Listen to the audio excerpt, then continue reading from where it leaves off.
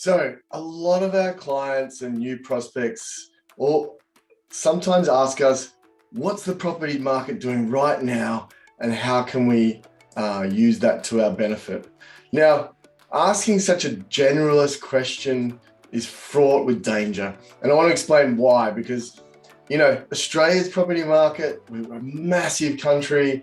There's so many markets within markets within markets. And let me break that down even further for you. So there's over 15,000 suburbs in Australia-wide.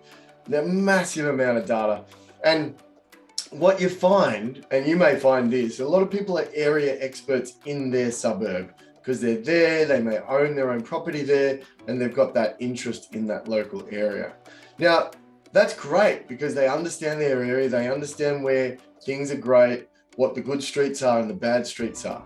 Now, we need to expand that view, and that's where we get a lot of sophisticated investors are borderless investors. They only look at the numbers, they only look at the suburbs, the demographics, the market trends, the personal spending habits and features of what's going on in a suburb. So just to break it down for you, we find if you look at the Australian market, it's such a big market to predict what's going on.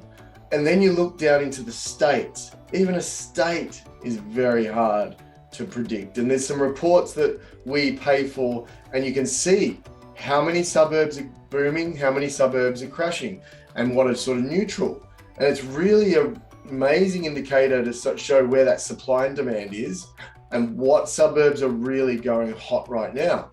And we can then delve into the actual suburb. Now, suburbs beside each other, some can be booming, some can be crashing.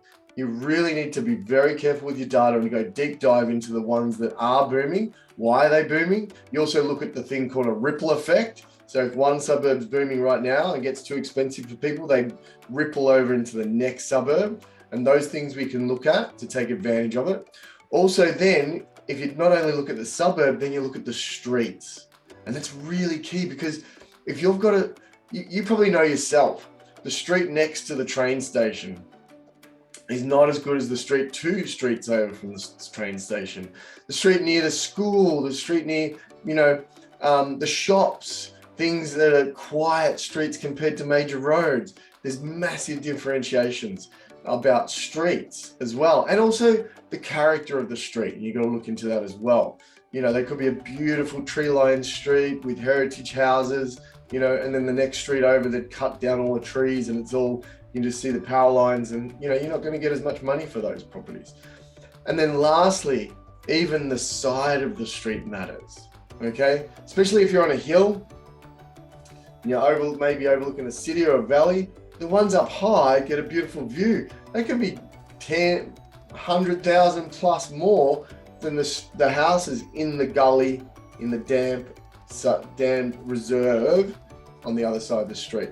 So I hope that's helped you understand that you can't really look at the macro level to know what the markets are, and you really need to deep dive into those different market economies within the suburbs and then even within the streets as well.